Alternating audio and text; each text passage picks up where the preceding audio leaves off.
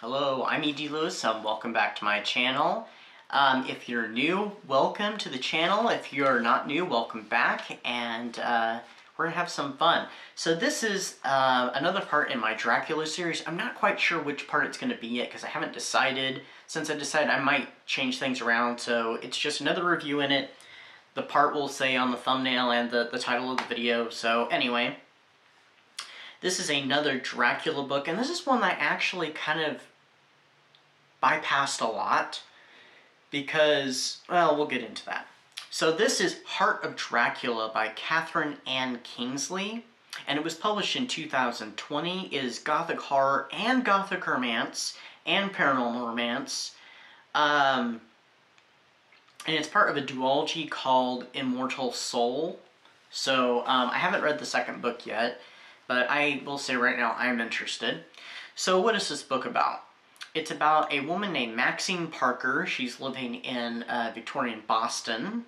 She's a very powerful empath, and she's visited by a group of 3 individuals, including a member of the Van Helsing family, Alfonso Van Helsing. They bring her an item wishing her to locate its owner, the king of the vampires himself, Count Dracula. Soon, after Maxine attempts to help them, she finds that she and the legendary Count have developed a connection, a psychic link, that changes both her life and the Count's plans for the city. So, this was an interesting read. It was, and like I said, I had kind of bypassed this one several times when I'd look up books of Dracula on, like, Amazon and whatnot. Because I kind of thought, it looks like it's a romance book. It doesn't look like it has much to do with Dracula or, you know, too much of what I'd be interested in Dracula. And then I was on Audible, and it was one that was a free listen. So I thought, you know, why not? Let's try it. When I was looking up some gothic romances and seeing what was free for, free under membership at the time. And I am so glad that I did, because I absolutely love this. So, I have some additional, So, I mean, Maxine, she's an empath, but she's not the typical kind of empath. So, when she can't touch anybody, because if she does, she'll rip the soul literally from the person's body and, you know, they die. Also in this one, Dracula is different than how, you know, I've read him in other books, for sure. I mean, usually he's either depicted as, you know, oh, he's this tragic romantic character, or this tragic misunderstood character, or he's this complete evil thing altogether. Or, you know, there's not much that we know about him at all, like in the original novel. Well, in this one, he is far older than he is in most Dracula versions. He's like thousands of years old, and he's also gone by many names. He's actually masqueraded as several historical figures throughout time. And also, this book seems to be kind of an alternate, or set in like an alternate reality, like a sequel to an alternate version of Dracula, because we do learn that Alfonso, this is not much of a spoiler, he is a cousin to Abraham Van Helsing, and we learn kind of what happened to the group in that book, and that things didn't quite go the same way as, you know, if you've read the novel Dracula.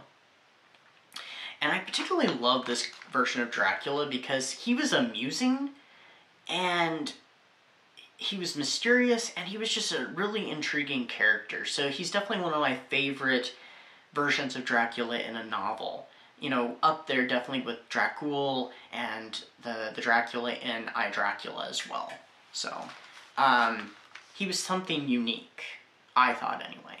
So, what did I give this book? I gave it 5 stars because I loved it that much. It was an awesome read, and I am really looking forward to reading the second one. I just have to get it. I'm thinking about just go ahead and getting it on Kindle.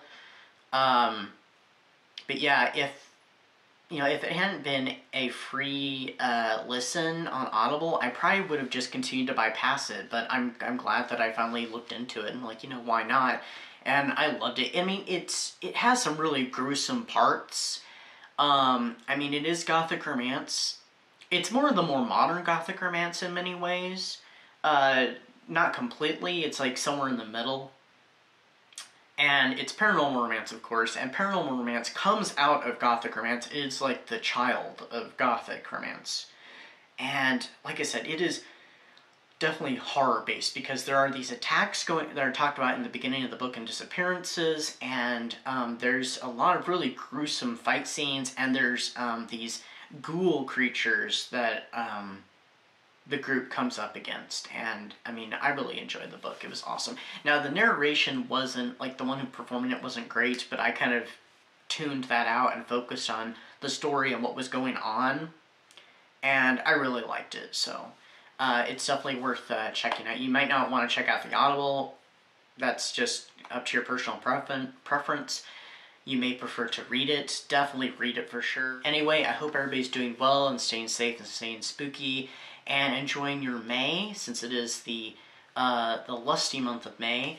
And yeah, that's what I got for you. So I'll see you all soon with another review, another video. Stay safe, stay spooky, and I'll see you next time.